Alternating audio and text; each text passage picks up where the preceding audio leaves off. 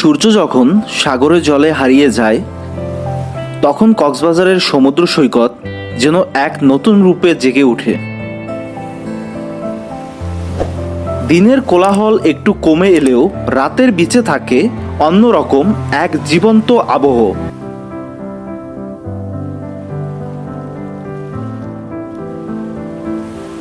ছোট ছোট হকারদের দোকান, কাঁকড়া, মাছের গন্ধ আর সেই নির্বিচ্ছিন্ন ঢেউয়ের শব্দ, সব মিলিয়ে রাতের সৈকত হয়ে ওঠে এক রহস্যময় আর আকর্ষণীয় জায়গা।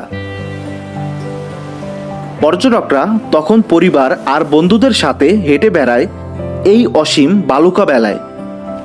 কেউ কেউ সমুদ্রের কিনারে বসে থেকে উপভোগ করে ঢেউয়ের ছোঁয়া,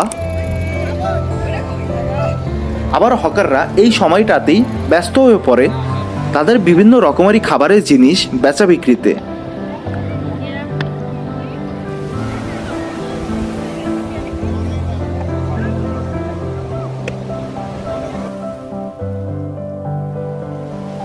রাতের বাতাস থাকে ঠান্ডা আর মিষ্টি।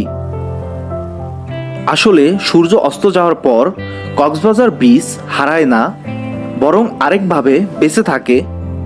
আর সেই বেঁচে থাকাটাই দেখতে দেখতে কখন যে রাত গভীর হয়ে যায় টেরই পাওয়া যায় না।